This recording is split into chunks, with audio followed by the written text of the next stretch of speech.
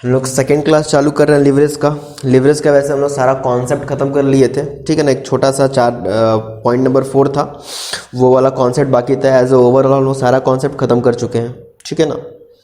और हम लोग नोट्स का क्वेश्चन नंबर 1 2 3 4 5 भी बना चुके हैं, यही तो। हाँ सर। तो जनरली हम लोग क्या पढ़े थे, लिवरेज कितने तरह का होता है। लिवरेज कितना तरीका का होता है सर, 3 पढ़ के आए हो। हाँ सर पढ़े हैं। लिवरेज 3 टाइप्स के होते हैं। पहला बताइए sir, operating leverage. Okay, operating leverage. दूसरा सर फाइनेंशियल लिवरेज। तीसरा बताइए कंबाइंड लिवरेज। गुड। तो operating leverage, financial leverage and combined leverage, यही तो पढ़े थे। सर यही पढ़े थे। उसके बाद अच्छा पहले ये बताइए तो ऑपरेटिंग लिवरेज का फॉर्मूला क्या होता है। पहले परसेंटेज वाला फॉर्मूला बताइए मेरे को, कौन बताएगा, बताओ सर। हम बताएंगे, ठीक है बताइए। Percentage change in EBIT divide by percentage change in sales, यही था। हाँ सर यही था। इसका बताइए सर। इसका था percentage change in EPS, percentage change in EBIT। अब जब EBIT जब इस दोनों का इनटू करेंगे, इसका फॉर्मूला क्या होता है जनरली, इसका फॉर्मूला होता है ऑपरेटिंग लिवरेज को और कंबाइंड ये फाइनेंशियल लिवरेज को जब हम लोग इनटू कर देते हैं तो क्या निकल के आ जाता है, कंबाइंड लिवरेज। पर जनरली अगर हम इसको इनटू करने की कोशिश करें इसके फॉर्मूला को, तो ये निकल के आएगा percentage change in EPS divide by percentage change in sales, ठीक है। इसका शॉर्टकट फॉर्मूला बता सकते हो क्या, शॉर्टकट। हाँ सर शॉर्टकट भी मुझे याद है, बताइए शॉर्टकट क्या है। सर शॉर्टकट आप बताए थे इसका कि कंट्रीब्यूशन बाई EBIT कर देना। बहुत बढ़िया, शाबाश। कंट्रीब्यूशन बाई EBIT कर देना, ठीक है। इसका बताइए। अच्छा एक मिनट, इसको थोड़ा सा और एक चीज समझने की कोशिश करना। इसको हम लोग ऐसे भी तो लिख सकते हैं, कंट्रीब्यूशन, ठीक है ना। Contribution minus operating fix cost. बोलो लिख सकते हैं कि नहीं लिख सकते हैं। हाँ सर लिख सकते हैं, आप समझाए भी थे। तो इसको ध्यान देना, ये जरूरत पड़ेगा, ठीक है ना। कंट्रीब्यूशन माइनस फिक्स्ड कॉस्ट होता क्या है ना दोस्त, कभी कभी तुमको डिग्री ऑफ ऑपरेटिंग लिवरेज दे देता है और कुछ डेटा बता देता है, कुछ वेरिएबल्स बता देता है और आपको बोलता है कि आप कंट्रीब्यूशन फाइंड करिए, ठीक है ना। तो हम लोग उस समय ये इक्वेशन को सॉल्व करके हम लोग फाइंड कर लेंगे उस वेरिएबल को, ठीक है ना। तो ये बहुत काम आएगा, इसको समझ के रखना ये सब चीज। चलिए इसका बताइए शॉर्टकट। इसका शॉर्टकट था सर EBIT बाई EBT।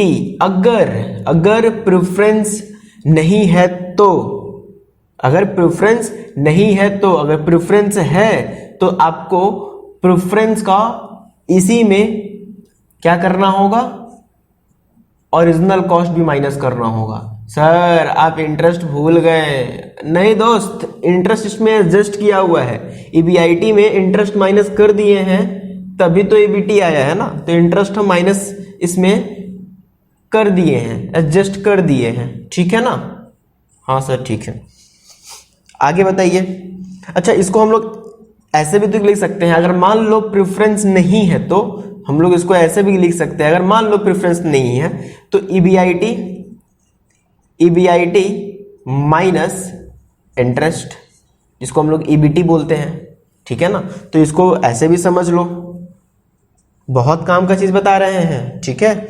और बेचारा ये कंबाइंड लिवरेज का शॉर्टकट तो पता ही है, जब हम इसको और इसको इंटू करेंगे इस दोनों को तो ये कैंसिल हो जाएगा और बच जाएगा कंट्रीब्यूशन बाय ईबीटी। अगर प्रेफरेंस नहीं है तो, अगर प्रेफरेंस है तो वापस PD divide by 1 minus T, मतलब प्रेफरेंस का ओरिजिनल कॉस्ट हम लोग माइनस करेंगे। ये पूरा एक समरी था, ठीक है ना। अच्छा एक चीज और बता दे, एक चीज और रिवाइज करवा दे। हम लोग पढ़े थे रिस्क, ठीक है ना। रिस्क क्या है? देखो, जितना ज्यादा लीवरेज, जितना ज्यादा एडवांटेज, उतना ज्यादा रिस्क भी तो है दोस्त। अगर हम तलवार का बात करें तो तलवार जितना ज्यादा शार्प होगा, जितना ज्यादा ही शार्प होगा, दुश्मन का गला उतना ही बारीकी से कटेगा। हाँ या ना? हाँ। तो दुश्मन का गला तो कट रहा है दोस्त, ये तुम्हारे लिए एडवांटेज है, पर जितना शार्प है कहीं तुम्हारा हाथ ना कट जाए, तो उतना डर तुमको अपने ऊपर भी तो रहेगा कि कहीं मेरा हाथ ना कट जाए। That is the risk. समझ में आ रहा है? तो इसका मतलब क्या हुआ? कुछ और नहीं, जितना ज्यादा कंपनीज में, जिस कंपनी में जो, अगर हम ऑपरेटिंग लीवरेज का बात करें, जिस कंपनी में ऑपरेटिंग लीवरेज ज्यादा है तो उस कंपनी में ऑपरेटिंग रिस्क ज्यादा है। अगर जिस कंपनी में फाइनेंशियल लीवरेज ज्यादा है तो उस कंपनी में फाइनेंशियल रिस्क है। अगर जिस कंपनी में ओवरऑल कंबाइंड लीवरेज ज्यादा है तो उस कंपनी में कंबाइंड रिस्क भी ज्यादा है। बात समझ में आया? ये हम लोग एक तरह से रिकैप कर लिए हैं। अब आइए हम लोग सम्स करते हैं। अब हम लोग यहाँ से सम्स करेंगे और धड़ल्ले से सम्स करेंगे, खत्म करेंगे, ठीक है ना। और हमको लगता है कि तुम लोग मेरा साथ दोगे, पढ़ के आए हो तो मेरा साथ दोगे, पढ़ के नहीं आए हो तो मेरा टाइम बर्बाद करोगे, ठीक है।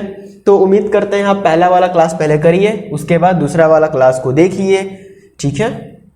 ओके, इसको इरेज कर दें, एक बार रिवाइज भी हो गया। हाँ सर, रिवाइज हो गया। चलिए आइए फटाफट करते हैं। आप लोग आ जाइए क्वेश्चन नंबर 8 में,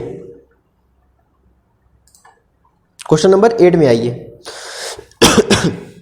आ गए हैं क्या क्वेश्चन नंबर 8 में? दिख रहा है? The company The following is the income statement of two company। दो कंपनी है आपके पास, एक है P लिमिटेड और एक है Q लिमिटेड, ठीक है ना। दो कंपनी है आपके पास। देखिए ये प्रॉफिट स्टेटमेंट बनाकर दे दिया गया है आपको। सेल्स है, सेल्स में से वेरिएबल कॉस्ट माइनस करता है तो क्या आता है जरा बताइए। कंट्रीब्यूशन आता है। कंट्रीब्यूशन में जब हम लोग फिक्स्ड कॉस्ट माइनस करते हैं तो क्या आता है सर? EBIT आता है। सर ये फिक्स्ड कॉस्ट कौन सा वाला होगा? ऑब्वियसली इतना तो पढ़ाई दी है ना, ये ऑपरेटिंग फिक्स्ड कॉस्ट होगा दोस्त, ठीक है ना। ऑपरेटिंग फिक्स्ड कॉस्ट होगा। तो ऑपरेटिंग फिक्स्ड कॉस्ट में से कंट्रीब्यूशन में से ऑपरेटिंग फिक्स्ड कॉस्ट माइनस कर दिए तो क्या आएगा? EBIT आएगा। EBIT में फिर हम लोग क्या करेंगे? इंटरेस्ट माइनस करेंगे तो क्या आ जाता है? EBT आता है। समझ में आ रहा है? सर EBT का मतलब, अरे बताए थे ना, भूल बड़ी जल्दी जाते हो तुम लोग। अर्निंग बिफोर टैक्स, ठीक है ना। ओके, तो हम लोग को करना क्या है सर? हम लोग को करना क्या है? पढ़ो ना question. You are required to calculate, आपको कैलकुलेट करना है operating, financial and combined leverage, and उसके बाद आपको कमेंट करना है कि रिस्क पोजीशन किस कंपनी में ज्यादा है। उसके रिगार्ड्स आपको क्या करना है? कमेंट भी करना है, ठीक है। तो आइए हम लोग स्टार्ट करते हैं, क्या ठीक है ना? स्टार्ट करें ना, आइए।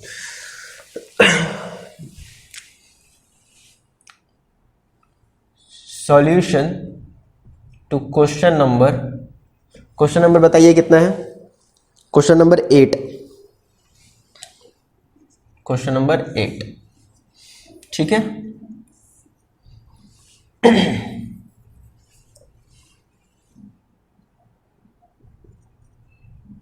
पार्ट 1 सॉल्व कर रहे हैं हम लोग। पार्ट 1 में क्या करने वाले हैं, computation of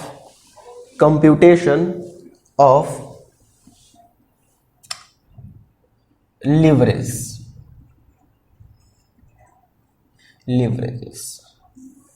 computation of leverage. अब एक बात बताइए, आपके पास कितने कंपनी है? सर 2 कंपनी है, तो 2 कंपनी का डेटा लिख दीजिए यहाँ पर। एक है पी लिमिटेड और एक है क्यू लिमिटेड, ठीक है ना। अब आस्ते आस्ते करके सॉल्व करिए।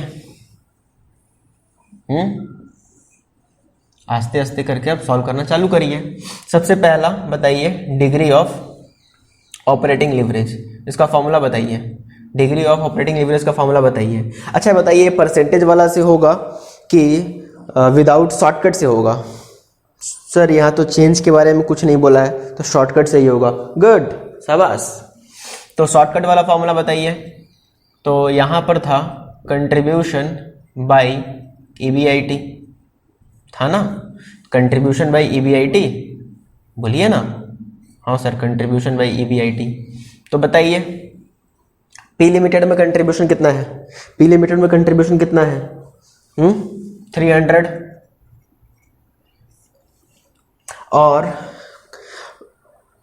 और EBIT कितना है? 150। कितना आ जाएगा? 2 टाइम्स। और क्यू लिमिटेड में बताइए, क्यू लिमिटेड में बताइए।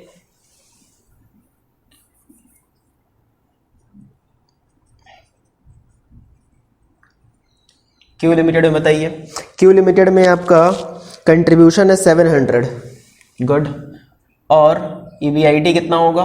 सर उसमें EBIT दिया हुआ है 300। चलिए डिवाइड करिए, बताइए कितना आ रहा है।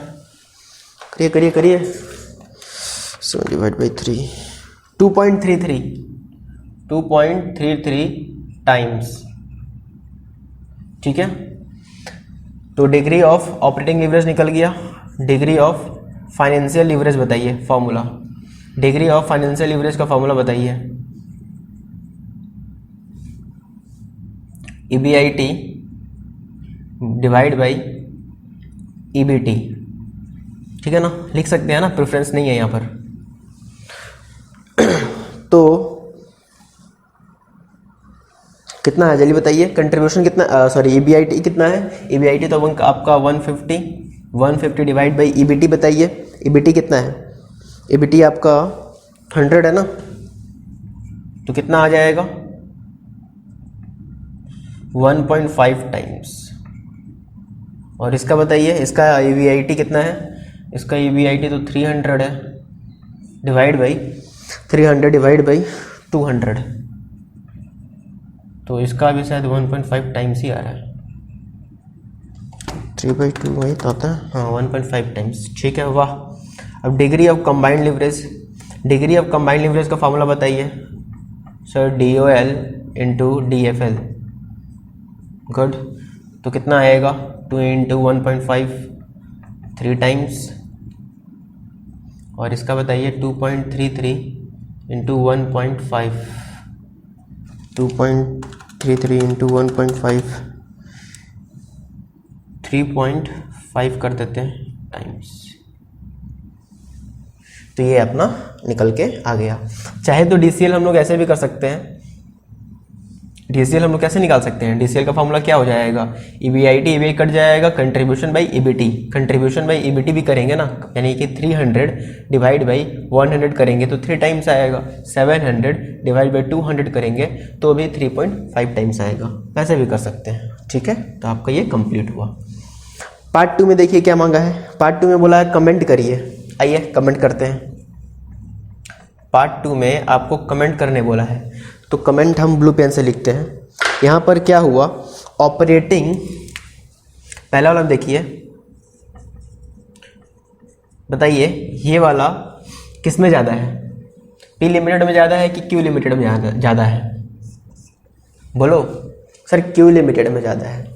जब ये क्यू लिमिटेड में ज़्यादा है, जब ये क्यू लिमिटेड में ज़्यादा है तो वापस से हम वही बात रिपीट कर रहे हैं कि जिसमें लीवरेज ज़्यादा है तो रिस्क भी तो उसी में रहेगा। तो ऑपरेटिंग रिस्क किस में ज़्यादा हो जाएगा? Operating risk is highest in Q limited, ठीक है ना, then P limited,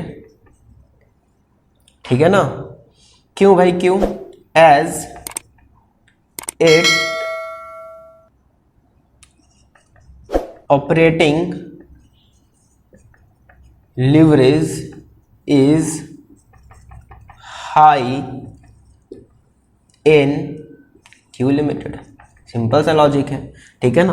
operating risk highest Q limited में क्यों होगा? क्योंकि ऑपरेटिंग जो लीवरेज आया है वो क्यू लिमिटेड में ज्यादा आया है, ठीक है ना। अब इसके बारे में बात करते हैं। बताइए डिग्री ऑफ फाइनेंशियल लीवरेज किस में ज्यादा है? एडवांटेज किसको ज्यादा मिल रहा होगा? सर दोनों में तो सेम है, तो दोनों में सेम है तो सिंपल सा बात है ना। यहां पर क्या हो जाएगा? Financial risk is same in both the company as it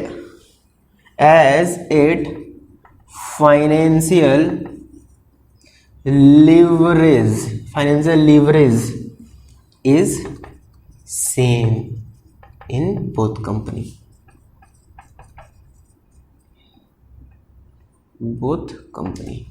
ठीक है क्या? हाँ सर ठीक है। और एक और चीज बच गया क्या? डीसीएल को भी कंक्लूड कर लो। तो बताइए डीसीएल को हम लोग बोलेंगे the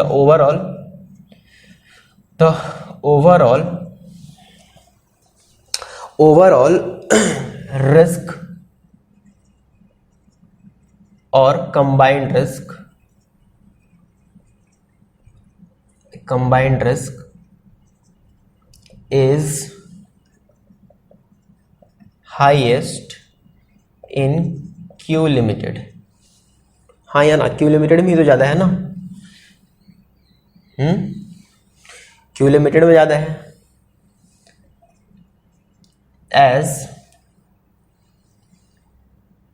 as combined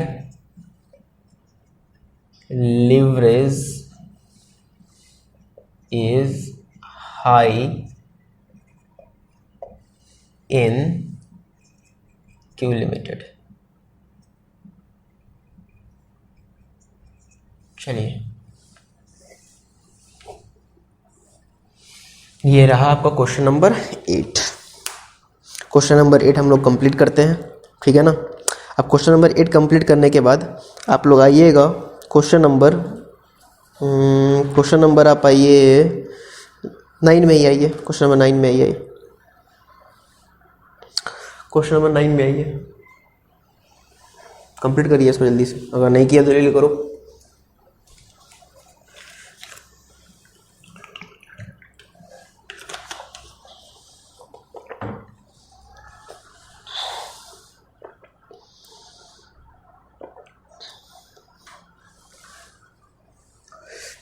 question number 9 पढ़ो, दिलों का हो गया।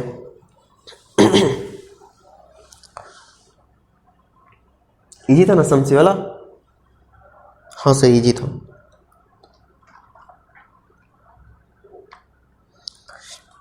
आइए 9 में। If at a specific level of operation the percentage change in EPS that, वापस से, the percentage change in EPS that may occur if EBIT changes। मतलब EPS में कुछ चेंज आएगा जब EBIT चेंज होगा, वो है थ्राइस। मतलब परसेंटेज चेंज इन EPS जब EBIT समथिंग अमाउंट से चेंज होगा तो ईपीएस में चेंज आ रहा है थ्राइस। यानी कि ईपीएस और ईबीआईटी का रिलेशनशिप किस में था? परसेंटेज चेंज वाला, ईपीएस और ईबीआईटी। याद करो, शुरू वाला था EBIT बाई सेल, फिर था EPS बाई EBIT, अब फिर क्या, फिर लास्ट में क्या आया, EPS बाई सेल। ठीक है ना, तो यानी सेकेंड वाला ये डिग्री ऑफ फाइनेंशियल लीवरेज का बात कर रहा है, ये डिग्री ऑफ फाइनेंशियल लीवरेज का रिलेशनशिप बता रहा है।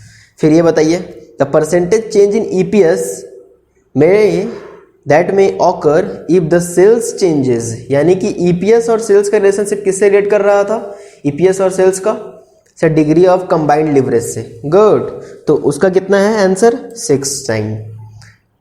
ठीक है ना, the percentage change in sales, okay. Then calculate the percentage change in EBIT जब फॉर 1% चेंज इन सेल, अगर सेल जब चेंज होता है 1% से तो आपको बताना है EBIT में कितना चेंज आएगा। समझ में आ रहा है क्या? आइए सम्स को करते हैं।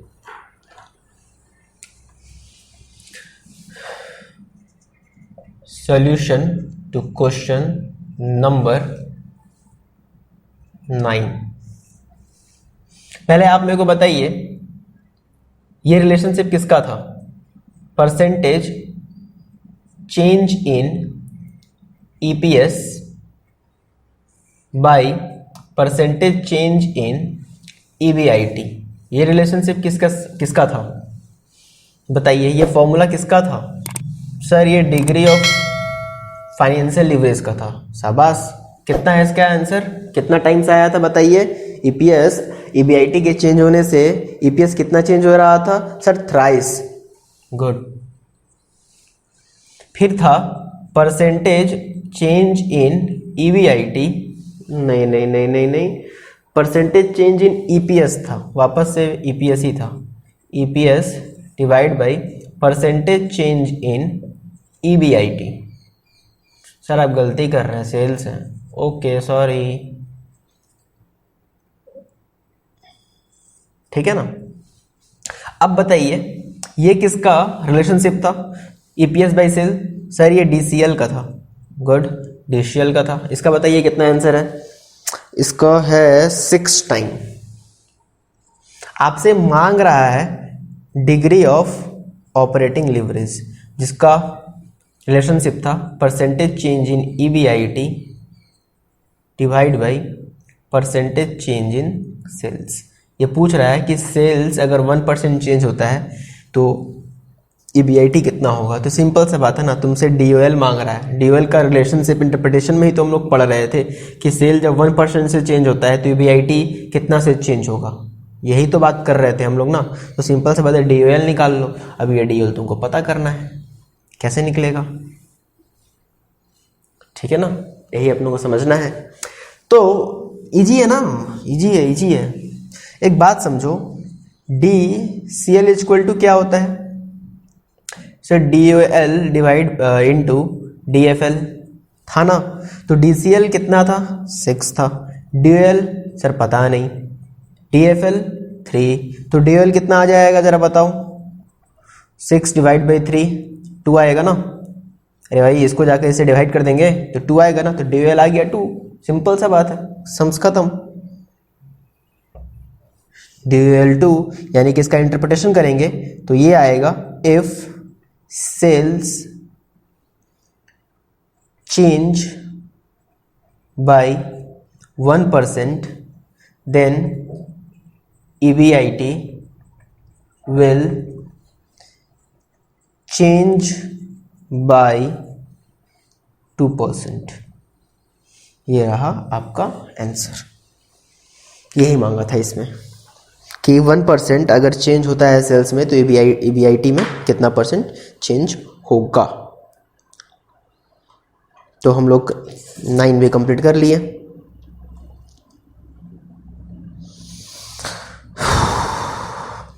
क्लियर है यहाँ तक, क्वेश्चन नंबर 9 भी हो गया। नोट कर लिए? हाँ सर, नोट तो हम लोग बहुत पहले कर लिए थे। गुड, क्वेश्चन नंबर 9 हो गया। अब आइए क्वेश्चन नंबर 10। नहीं 10 नहीं करते हैं हम लोग, 11 करते हैं। 11 पढ़िएगा आप लोग, क्वेश्चन नंबर 11 पढ़िए।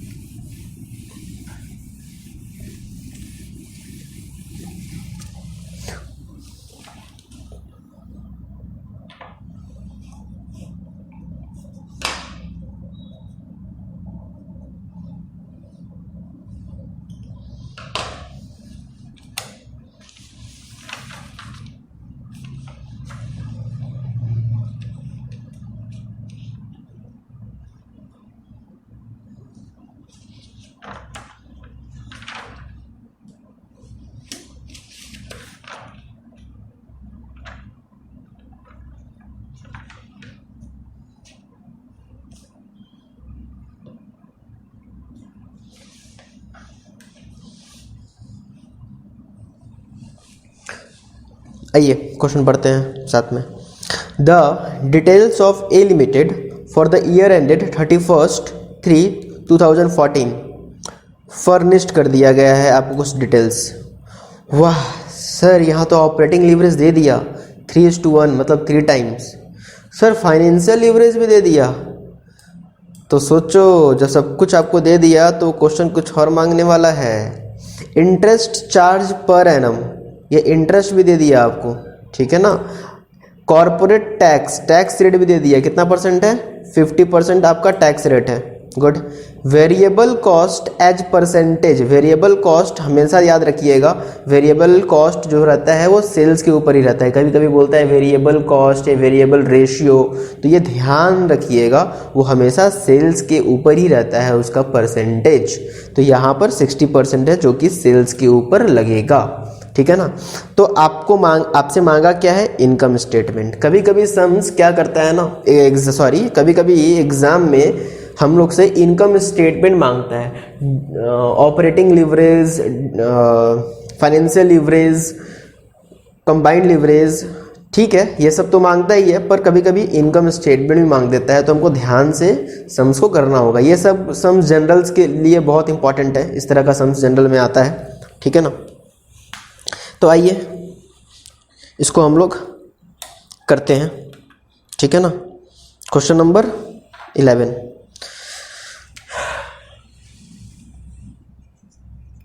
Solution to question number 11।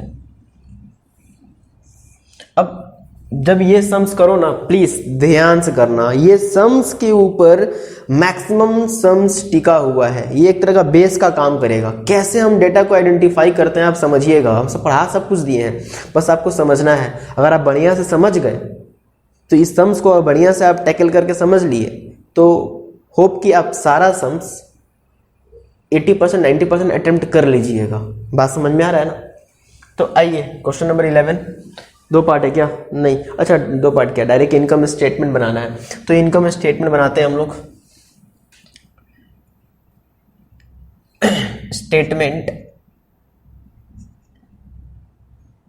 Statement of profit और लॉस, स्टेटमेंट ऑफ प्रॉफिट और loss for the year ended. क्या दिया हुआ है ईयर एंडेड, जरा बताइए? 31/3/14। गुड।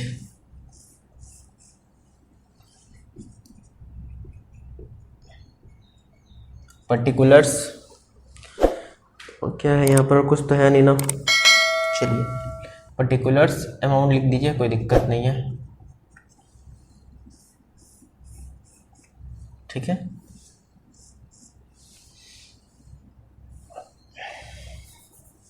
कैसे हम इनकम स्टेटमेंट बनाते हैं, कृपया प्लीज ध्यान से देखिए, ये सम्स बहुत इंपॉर्टेंट है।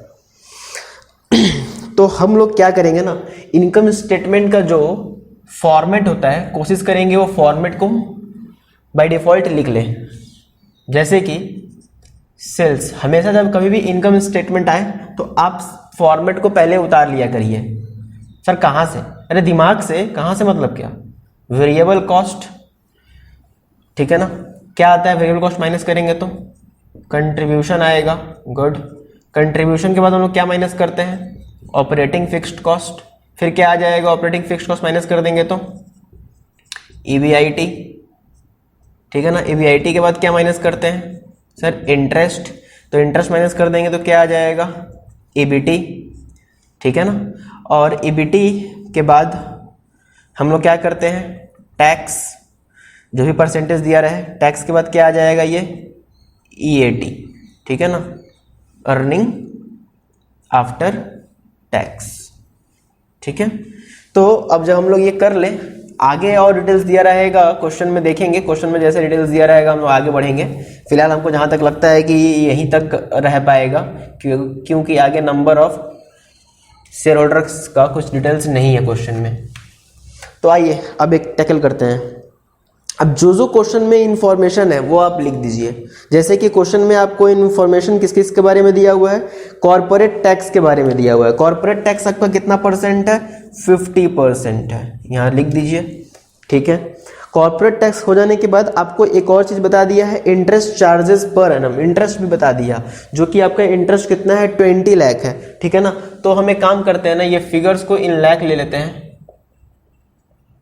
ठीक है, तो 20 कर दिए, 20 वैसे माइनस में होता है,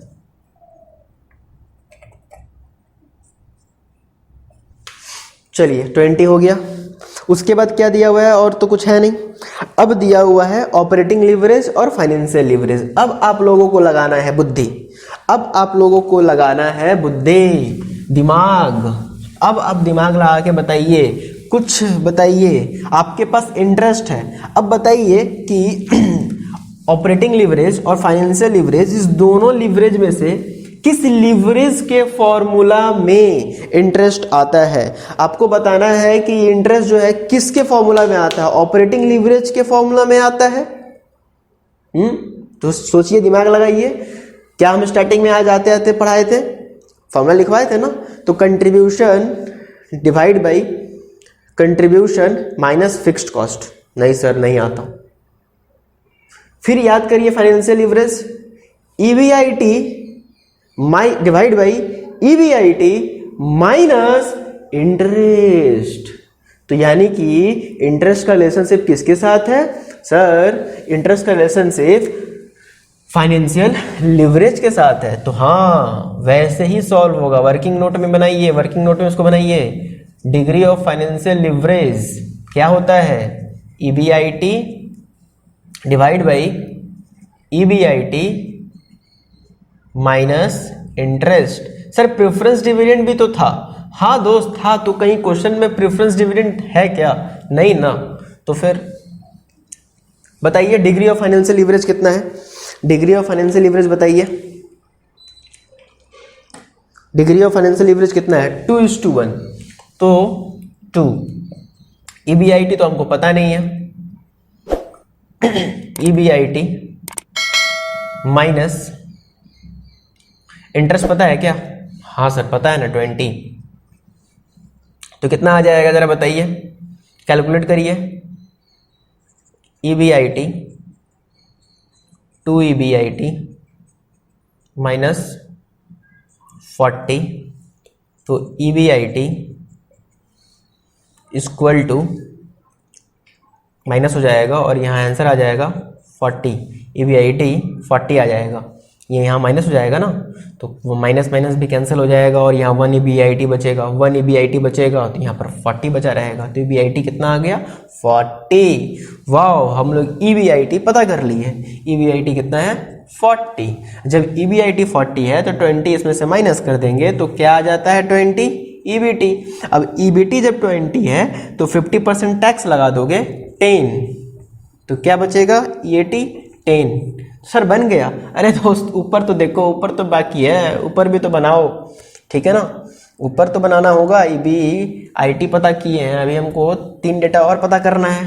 ठीक है, तो एक बात बताइए, हमको ईबीआईटी मालूम चल गया, तो ईबीआईटी मालूम चल गया तो कंट्रीब्यूशन बाई ईबीआईटी भी तो होता है, किसका फॉर्मूला,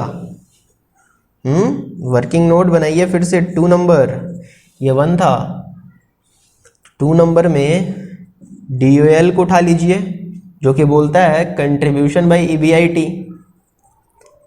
बोलो DOL पता है कि नहीं है, DOL देखो पता है, 3 टाइम्स है। तो कंट्रीब्यूशन ईबीआईटी आपको पता है 40, ठीक है ना, तो कंट्रीब्यूशन कितना आ जाएगा, 40 × 3 120। तो वाओ, कंट्रीब्यूशन भी आ गया, कंट्रीब्यूशन 120 है, 40 आपका ईबीआईटी है, तो पक्का से कितना माइनस हुआ होगा, 80 आपका फिक्स्ड कॉस्ट आ गया। ठीक है ना, तो 40 आपका ईबीआईटी आया था, यानी कि हम लोग कंट्रीब्यूशन तक पहुंच गए। अब कंट्रीब्यूशन तक पहुंच गए, 2 डेटा यूज भी हो गया, बस हम लोग को निकालना है सेल्स और निकालना है वेरिएबल कॉस्ट, सेल्स और वेरिएबल कॉस्ट।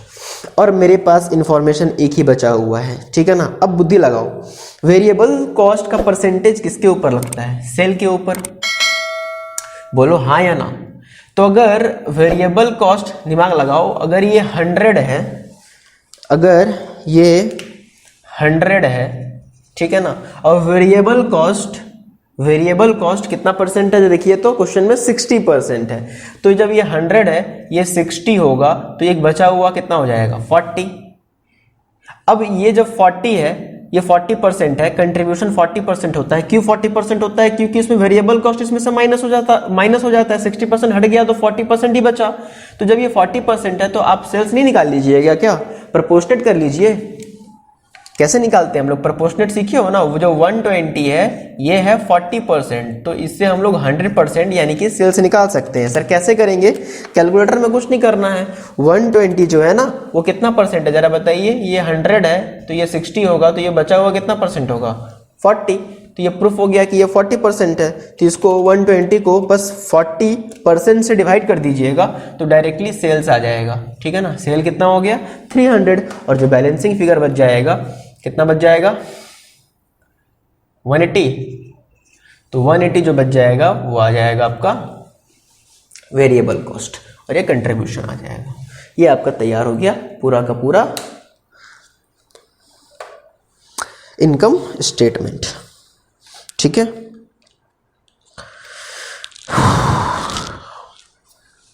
चलिए नोट कर लीजिए फटाफट।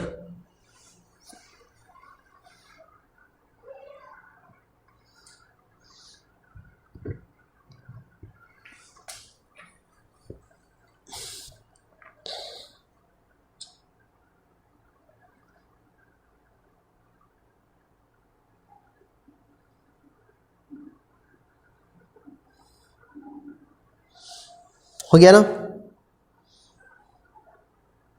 आइए नेक्स्ट क्वेश्चन, क्वेश्चन नंबर 12 पढ़िए।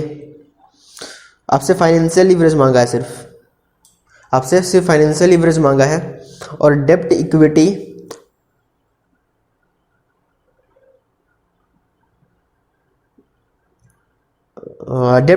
रेशियो दे दिया है 3:1, ठीक है ना। डेब्ट इक्विटी रेशियो दे दिया है।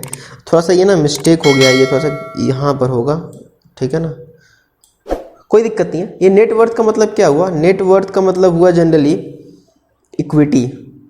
नेटवर्थ का मतलब इक्विटी समझिए, ये नेटवर्थ का मतलब हुआ इक्विटी।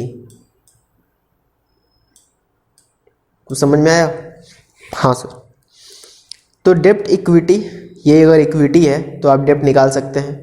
जब डेब्ट पता है तो इंटरेस्ट निकाल सकते हैं। जब इंटरेस्ट पता है आपको, ठीक है ना, और ये क्या है? ये ऑपरेटिंग प्रॉफिट मतलब EBIT। तो EBIT पता है आपको, इंटरेस्ट पता है आपको, तो EBIT और फाइनेंशियल लीवरेज का फॉर्मूला क्या होता है? EBIT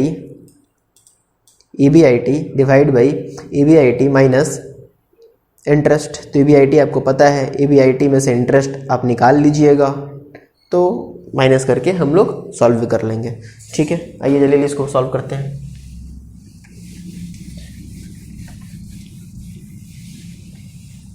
question number 12, solution to question number 12। समझने का बात यह था कि यहाँ पर डेब्ट बाई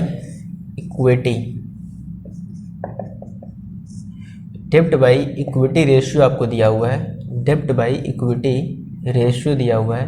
कितना है डेब्ट बाई इक्विटी रेशियो? 3:1। और आपको पता है क्या डेब्ट? नहीं सर। आपको इक्विटी पता है क्या? हाँ सर, इक्विटी पता है। इक्विटी बताइए कितना है? इक्विटी सर 25 लाख है। तो ठीक है ना, तो 25 लाख है, तो यहाँ पुट कर देते हैं, और ये तो 3 है, ठीक है ना। तो डेब्ट इक्वल टू क्या आ जाएगा? डेब्ट इक्वल टू 75 लाख आ जाएगा। बोलिए। हाँ सर। तो डेब्ट जब 75 लाख आ जाएगा तो हम लोग आराम से सॉल्व कर लेंगे। तो इसके ऊपर इंटरेस्ट कितना आएगा? इंटरेस्ट आ जाएगा 75 लाख इंटू कितना परसेंट है? 12%।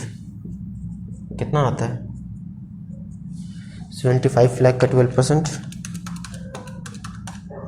Sir 9 lakh cut. तो हम लोग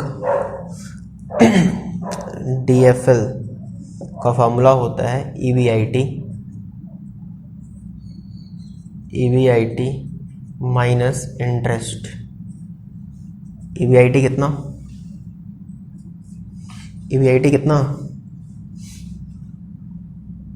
क्वेश्चन में दिया था ना 20 लाख।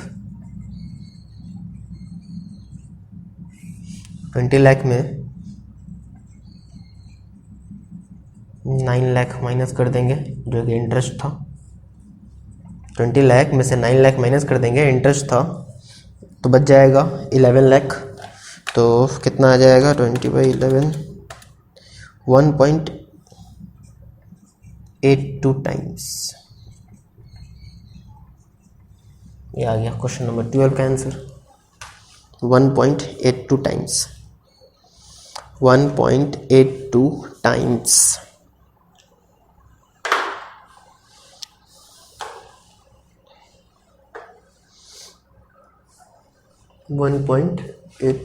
टाइम्स। हो गया क्या?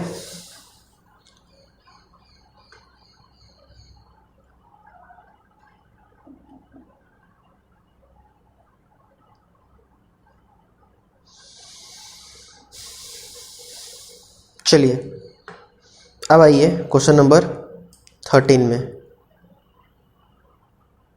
क्वेश्चन नंबर 13 सर कितना क्वेश्चन कराइएगा?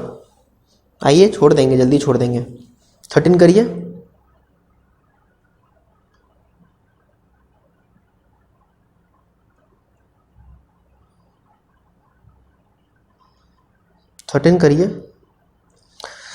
पढ़िए इसको ध्यान से।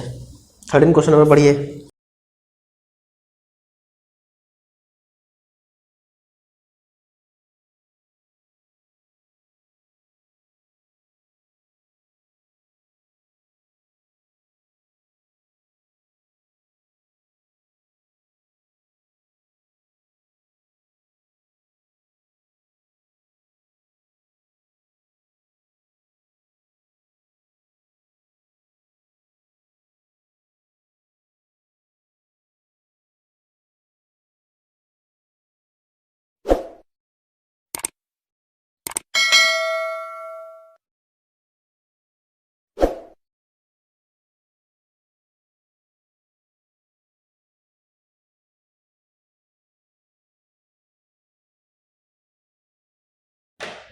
पढ़ लिए क्या? समझ में आया क्वेश्चन? आइए, the firm has sale of 75 lakh. ठीक है, वेरिएबल कॉस्ट भी दे दिया है एंड फिक्स्ड कॉस्ट पता है आपको। इट हैज डेब्ट, कंपनी के पास 45 लाख का डेब्ट है। एट रेट बताइए 9%। तो इंटरेस्ट निकाल सकते हैं इससे आप। और इक्विटी कितना का है? 55 का। अगर डेब्ट और इक्विटी को जोड़ दे तो टोटल कैपिटल कितना आएगा? टोटल कैपिटल कैसे निकालिएगा? अगर डेब्ट और इक्विटी को हम जोड़ दें तो आप टोटल कैपिटल कैसे निकालिएगा? टोटल कैपिटल कैसे निकलेगा? डेब्ट और इक्विटी को जोड़ देंगे तो निकलेगा ना। हाँ सर, ठीक है, ओके। तो टोटल कैपिटल कितना है? 45 lakh plus 55 lakh equal to 1 crore. Okay, आपसे मांग क्या रहा है? The firm's ROI। ROI मतलब rate of investment, return on investment, return on investment. Rate भी बोल सकते हो, कोई दिक्कत नहीं है। रिटर्न ऑन इन्वेस्टमेंट फ्रीक्वेंट है। पीवी रेशियो, ओहो पीवी रेशियो, याद आया? पीवी रेशियो चीख चीख के बोल रहे थे, समझ जाओ। 3 फॉर्मूला लिखाए थे, कॉपी पलट के चेक करो तीनों फॉर्मूला क्या था। या हम लोग तो लिखे ही नहीं, वापस वीडियो में देखो, यूट्यूब पे डाला हुआ है वीडियो, यूट्यूब पे डाला हुआ है वीडियो, चेक करो। वीडियो में तो मालूम चल जाएगा पीवी रेशियो क्या है, कैसे होता है। अच्छा, फिर बी नंबर में does it have favourable financial leverage. ठीक है, एक एक करके सॉल्व करते हैं। पहले ROI निकालते हैं। ROI के लिए अपने पास टोटल कैपिटल पता है पर मेरे को प्रॉफिट नहीं पता है, मेरे को प्रॉफिट निकालना होगा। हम लोग प्रॉफिट निकालेंगे तभी हम लोग ROI निकाल सकते हैं। तो आइए हम लोग सॉल्यूशन करते हैं इसका। बहुत इंपॉर्टेंट सेंस है। Solution to question number 13। Solution to question number 13।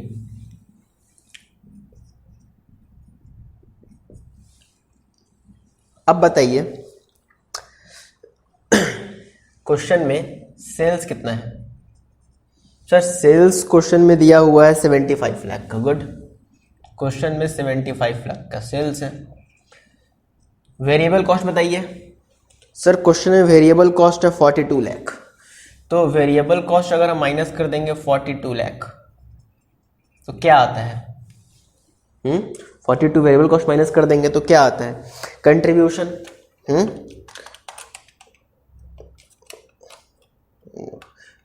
75 में से 42 माइनस कर देंगे तो 33 लाख आएगा।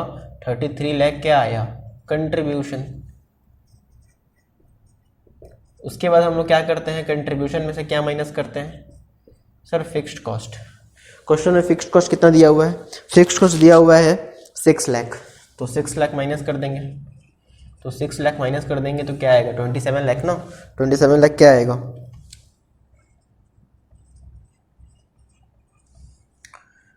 EBIT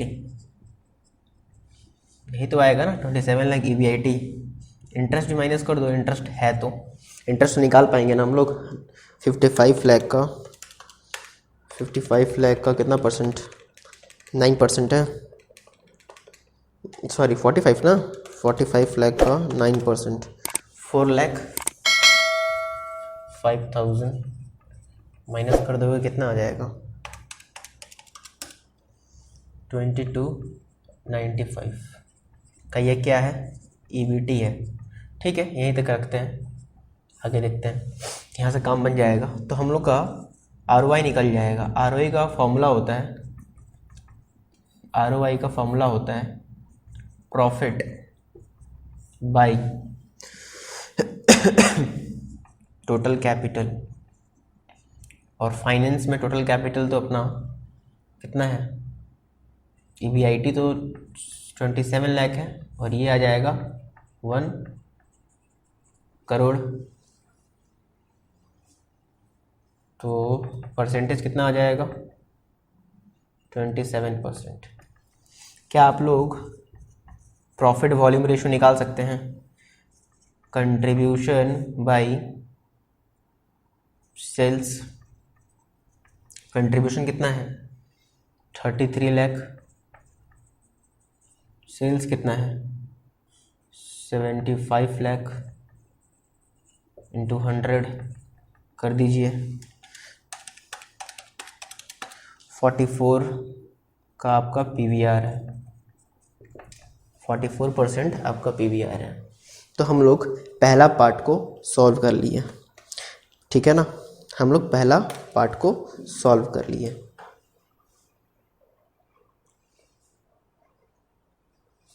अब आइए सेकेंड पार्ट पढ़िए। सेकेंड पार्ट क्या बोल रहा है? सेकेंड पार्ट पढ़िए। बोल रहा है does it have favourable financial leverage? Does it have favourable financial leverage? अब इसका मतलब आप ये मत सोच लीजिएगा कि सर यहाँ फाइनेंशियल लीवरेज मांगा है। वैसे आप देखिए पॉइंट नंबर डी में अलग से आपसे operating, financial and combined leverage मांगा है। तो ये सर क्या बोलना चाह रहा है? ये बोलना चाह रहा है कि आपके पास जो फाइनेंशियल लीवरेज है वो फेवरेबल है। इसका मतलब ये हुआ, आइए देखिए समझिए कैसे करेंगे पार्ट 2। इसका मतलब ये हुआ कि सिंस आपके पास इंटरेस्ट कितना है? इंटरेस्ट एक फाइनेंस कॉस्ट है ना। इंटरेस्ट इज कितना है? ₹4,05,000। और आपके पास प्रॉफिट कितना है? EBIT कितना है? सर EBIT तो अपने पास है 27 लाख का। EBIT कितना का है? 27 लाख का। तो क्या आपके पास सफिशिएंट अमाउंट अवेलेबल है कि आप अपना इंटरेस्ट चुका पाए?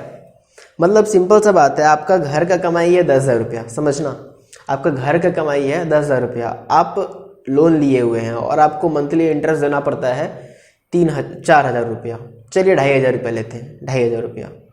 तो क्या ये सफिशिएंट है? आप अपने गिवन इनकम में जो आप 10,000 कमाते हैं, उस 10,000 में आप अपना इंटरेस्ट चुका पाएंगे? फेवरेबल है? तो आप सोचिए ना, 2,500 रुपया इंटरेस्ट देना है। आप अर्न करते हैं कितना बताइए? आप अर्न करते हैं 10,000, करते हैं ना? आप 10,000 अर्न करते हैं, 2,500 आपको इंटरेस्ट देना है, तो आप इजीली 4 टाइम्स इंटरेस्ट चुका सकते हैं इन गिवन योर इनकम। आप अपने इनकम में 4 टाइम्स इंटरेस्ट चुका सकते हैं। बात समझ में आया? तो 10,000 रुपया में 4 बार हम लोग अपने इंटरेस्ट चुका सकते हैं। तो यहाँ पर भी वही हम लोग बताएंगे। क्या हम लोग का इंटरेस्ट है जो कि 4,05,000 है, वो अपने प्रॉफिट में, जो गिवन प्रॉफिट है, उस प्रॉफिट में चुका पाएंगे? जी हाँ। तो हम लोग का फाइनेंशियल लीवरेज फेवरेबल है, because we can easily pay off our interest with the view point of companies, ठीक है ना? तो हम लोग इजीली चुका पाएंगे। Since interest is 4,05,000, EBIT is 27 lakh, so company can easily pay off their interest 27 divide by 4,500, एक बार करिए कितना आता है? 27 लाख 4,500, 6.67 टाइम्स पे देयर इंटरेस्ट, 6.6 टाइम्स, ठीक है ना? 6.6 टाइम। तो इसका मतलब ये हुआ since company has favorable financial leverage, ठीक है? पार्ट 2 भी कंप्लीट कर लिए। मुड़ते हैं हम लोग पार्ट 3 के लिए। पार्ट 3 आइए, बहुत इंपॉर्टेंट क्वेश्चन है भाई, बहुत इंपॉर्टेंट। पार्ट 3 में आइए। पार्ट 3 क्या बोल रहा है? If the firm belongs to an industry whose assets turnover is 3, जो ये फर्म है, जो अपना फर्म है ना, वो एक इंडस्ट्री से बिलोंग करता है, वो इंडस्ट्री का एसेट्स टर्नओवर रेशियो 3 टाइम्स है।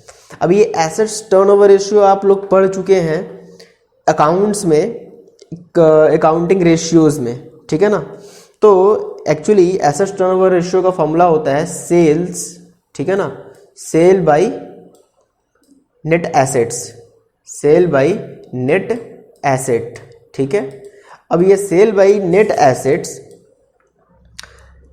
करके आपको चेक करना होगा कि आपके यहाँ एसेट्स टर्नओवर रेशियो कितना है। डज इट हैव हाई और लो एसेट्स लीवरेज, आपको बताना है कि आपके पास जो मार्केट में जो एवरेज इंडस्ट्रीज में जो एवरेज टर्नओवर रेट चल रहा है वो 3 टाइम्स, उससे आपका लीवरेज कम है कि ज़्यादा है, ठीक है ना? तो आपको चेक करना होगा। आपके पास सेल्स है क्या? जी हाँ सर, सेल्स है। क्या आपके पास नेट एसेट्स है? सर नेट एसेट्स तो नहीं है। तो नेट एसेट्स नहीं है तो आप एक तरह से नेट एसेट निकाल सकते हैं ना भाई। डेब्ट और इक्विटी को जोड़ दीजिएगा तो लायबिलिटी साइड का टोटल बैलेंस को ही अपने अकाउंट्स में तो क्या बोलते हैं? Total assets. उसी को तो हम लोग नेट एसेट्स बोलते हैं। Assets minus liability, assets minus liability तो इक्वल टू क्या आ जाएगा? लायबिलिटी मतलब करंट लायबिलिटी ना, तो इक्विटी प्लस डेब्ट equal to total assets, I mean net assets, ठीक है ना? तो नेट एसेट्स वैसे भी निकल जाएगा। तो आइए हम लोग एक बार इसको निकाल लेते हैं। एसेट्स टर्नओवर कितना है? Assets turnover sales by net assets वैसे रेशियो चैप्टर में इसको बता दिया गया है आप लोग को, रेशियो चैप्टर में इतना अच्छा से पढ़ाया गया था। सेल्स कितना का था सर? सेल्स तो 75 लाख का था। ओके, नेट एसेट्स 1 करोड़ हो जाएगा।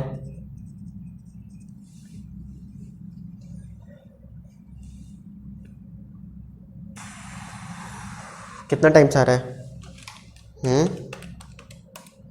0.75। अब बताइए, आपका एसेट्स टर्नओवर रेशियो आया है 0.75 टाइम्स, और मार्केट में एवरेज क्या चल रहा है बताइए? मार्केट में एवरेज चल रहा है 3 टाइम्स, तो मार्केट से आपका कम है कि ज़्यादा है? सर ऑब्वियसली कम है। द क्या लिखिए? द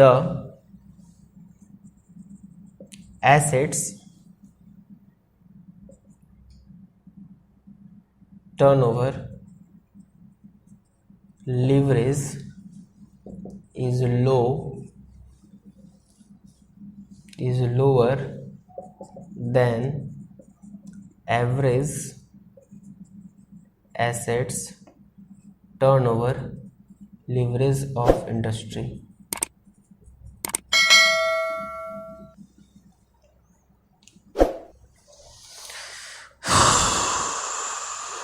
हो गया? हाँ सर, पॉइंट नंबर सी भी हो गया। पॉइंट नंबर डी आप लोग फटाफट निकालिए, पॉइंट नंबर डी फटाफट निकालिए, तो पॉइंट नंबर डी निकालिए। पॉइंट नंबर डी तो कर सकते हैं फटाफट।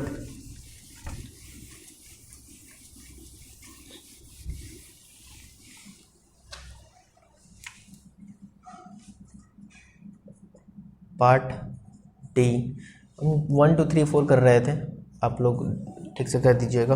पार्ट डी, पार्ट डी में ऑपरेटिंग लिवरेज, तो बताइए ऑपरेटिंग लिवरेज और क्या फॉर्मूला बताइए? चेंज वाला तो फॉर्मूला लगेगा नहीं, आप तो इनकम स्टेटमेंट बनाए हुए हैं, तो आपके पास कंट्रीब्यूशन है, EBIT है।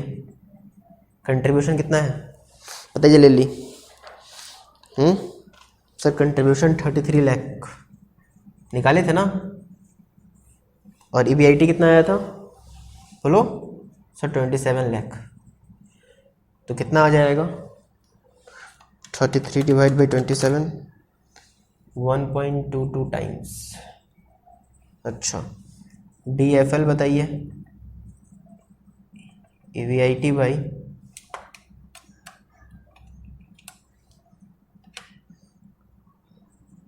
EBT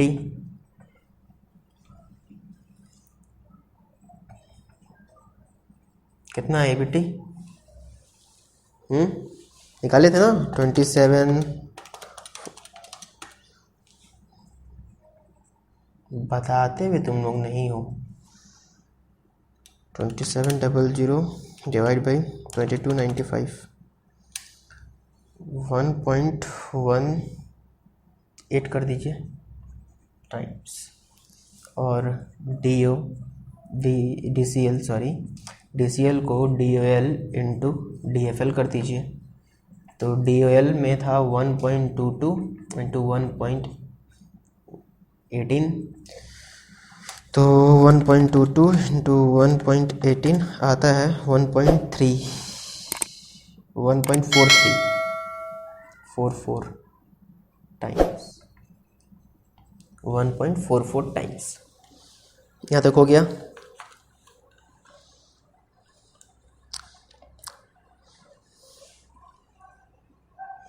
चलिए नेक्स्ट पार्ट नंबर ई में आइए। पार्ट नंबर ई क्या बोल रहा है, पढ़िए। If the sales drop to 50 lakh what will be new EBIT, यानी कि अगर सेल्स 50 लाख गिर गया है तो नया EBIT कितना होगा, ये आपसे मांग रहा है। तो अब एक काम करिए ना, आप इसको दो तरीका से कर सकते हैं, आप इसको दो तरीका से कर सकते हैं।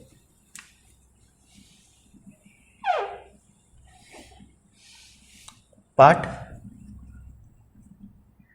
ई, आप एक इनकम स्टेटमेंट बना लीजिए, एक इनकम स्टेटमेंट बना लो ना, एक इनकम स्टेटमेंट बना लोगे तो हो जाएगा। पर्टिकुलर्स अमाउंट का, सेल्स आपका कितना हो गया है, सेल्स सर 50 लाख हो गया। और बताओ variable cost, sir variable cost तो 42 लाख है। देखो समझो, ये 42 जब आपका सेल्स था 75, ठीक है ना, जब आपका सेल्स था 75 तब वेरिएबल कॉस्ट था 42, तो इसका एक परसेंटेज निकाल लो, ठीक है ना, क्योंकि सेल्स तो कम हो गया ना, वेरिएबल कॉस्ट तो वेरी करता है, तो इसका एक परसेंटेज निकाल लो। 75 42 डिवाइड बाई 75, देखो एक परसेंटेज आ जाएगा 56%, ठीक है ना, दैट इज 56%। तो वेरिएबल कॉस्ट हमेशा 56% रहेगा। तो 50 लाख इंटू 56% यानी कि 28 लाख। वेरिएबल कॉस्ट अपना 28 लाख, माइनस कर दो तो आ जाएगा 22 लाख, ठीक है। ये सर क्या आएगा, सर कंट्रीब्यूशन। कंट्रीब्यूशन के बाद हम लोग क्या करेंगे, फिक्स्ड कॉस्ट माइनस करेंगे। फिक्स्ड कॉस्ट तो फिक्स होता है, फिक्स्ड कॉस्ट को चेंज मत कर देना। 6 लाख, तो क्या आ जाएगा, 2 गया, वहां से 4 गया, 16 ना, 16 लाख। 16 लाख, तो ये क्या बच जाएगा, EBIT। तो सेंस न्यू EBIT आपका क्या होगा, is ₹16 lakh.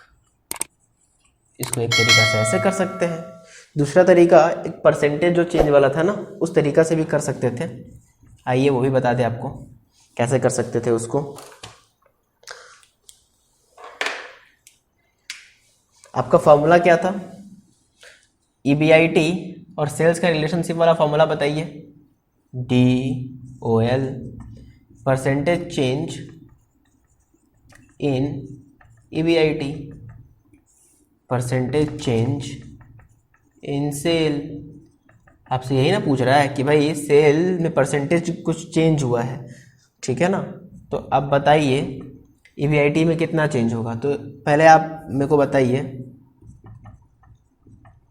Percentage change in sales कितना है, परसेंटेज में कन्वर्ट करिए। 50 लाख तो हो गया, पर परसेंटेज बताइए।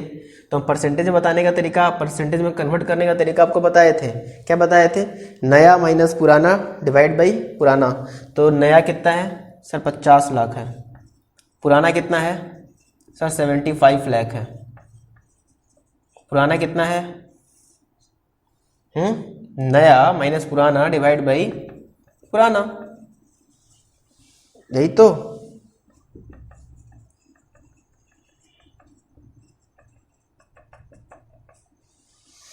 एक परसेंटेज आ जाएगा ना ऐसे, 1.22 परसेंटेज चेंज इन EBIT।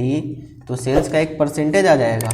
क्या से परसेंटेज आ जाएगा बताइए, 25 लाख डिवाइड बाई 75 लाख, 33.33%। पर हाँ ये ध्यान रखिएगा नेगेटिव में है। कैसे, देखिए ना, यहाँ पर माइनस में आया था ना, नेगेटिव में है। तो आप परसेंटेज चेंज इन EBIT पता कर लीजिए, सिंपल है। परसेंटेज चेंज इन EBIT कैसे निकलेगा, ये जो परसेंटेज चेंज इन EBIT कैसे निकलेगा, 33.33 इंटू 1.22 कर देंगे ना, तो 40.66% के आसपास आ जाएगा। यही ध्यान देना, ये नेगेटिव में है। तो न्यू EBIT कैसे निकाल लेंगे, 27 लाख था, 27 लाख का 40.66%, ठीक है ना, माइनस कर देंगे। तो 27 में से 40.66% माइनस करो, कितना आता है, -40.66%, लगभग 16,180 अप्रॉक्स, या फिर बोल सकते हो सिमिलर टू 16 लाख। पॉइंट की वजह से ऐसा हुआ, डेसिमल था ना, इसीलिए ऐसा आया, नहीं तो 16 लाख आ जाता। जनरली आप लोग ऐसे ही करिए, ये वाला टेक्निक से ही करिए, ठीक है, ये वाला टेक्निक से ही करिए, ठीक है।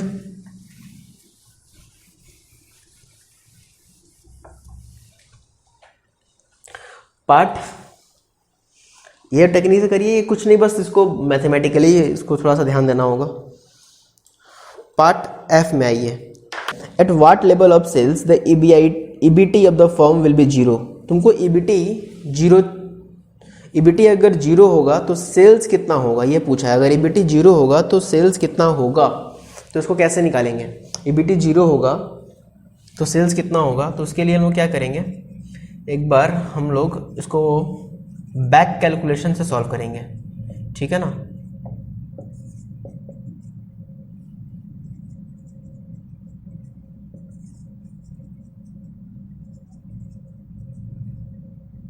ये जीरो चाहिए। इंटरेस्ट कितना था जरा बताओ। इंटरेस्ट तो 4,05,000 था ना। तो ईबीआईटी कितना होना चाहिए, ईबीआईटी 4,05,000 होगा, तो ये माइनस हो जाएगा, तो जीरो बचेगा। फिक्स्ड कॉस्ट कितना का था सर। फिक्स्ड कॉस्ट इस क्वेश्चन में 6 लाख का था। और जब फिक्स्ड कॉस्ट 6 लाख का था तो कंट्रीब्यूशन कितना का हुआ होगा, समझो भाई। ईबीआई ये तो इंटरेस्ट दिया हुआ था ना, इंटरेस्ट तो क्वेश्चन में दिया हुआ था 4,05,000। अगर इंटरेस्ट 4,05,000 है तो ईबीआईटी को भी 4,05,000 होना होगा, तभी तो 4,05,000 में से ये इंटरेस्ट माइनस कर देंगे 4,05,000, तो ये जीरो बचेगा। तो ईबीआईटी 4,05,000 कम से कम होगा, ठीक है। फिक्स्ड कॉस्ट 6 लाख था। जब इस दोनों को ऐड कर देंगे तो कंट्रीब्यूशन कितना आ जाएगा, 10,05,000। तो यानी कि कंट्रीब्यूशन अगर 10,05,000 होगा तो उसमें से फिक्स्ड कॉस्ट 6 लाख माइनस कर देंगे तो ईबीआईटी आ जाएगा। और ईबीआईटी में जब इंटरेस्ट माइनस कर देंगे तो ईबीटी आ जाएगा। अब एक चीज़ खाली पता कर लीजिए, वेरिएबल कॉस्ट कितना होगा। तो वेरिएबल कॉस्ट का परसेंटेज हम निकाले थे 56%। अगर ये 100 है और ये 56 है तो ये 44 है, तो यानी कि ये साबित हो गया कि ये 44% है। तो आप 100% निकाल सकते हैं क्या। ये 10,05,000 डिवाइड बाई 40%, 44%, तो आ जाएगा 22,84,090, ठीक है। इसका 56% या फिर ऐसे कर लें 22,84,090, ठीक है ना, माइनस, तो आ जाएगा ये 12,79,090 वेरिएबल कॉस्ट। ये आपका सेल्स होगा। सिंस सेल्स विल बी कितना होगा, 22,84,090, ठीक है। तो हम लोग इस सम्स को भी सॉल्व कर लिए, ठीक है ना। इस वीडियो में इतना ही रखते हैं। आगे कुछ आप लोग को होमवर्क दिया जा रहा है, होमवर्क जरूर कर लीजिएगा, ठीक है ना। होमवर्क नोट कर लीजिए, होमवर्क आप लोग को दे रहे हैं हम।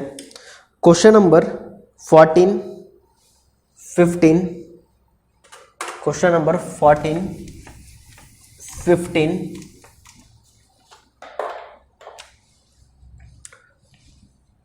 होमवर्क है 14, 15, 16,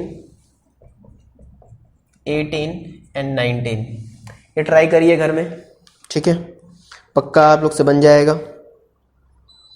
और मिलते हैं नेक्स्ट क्लास में।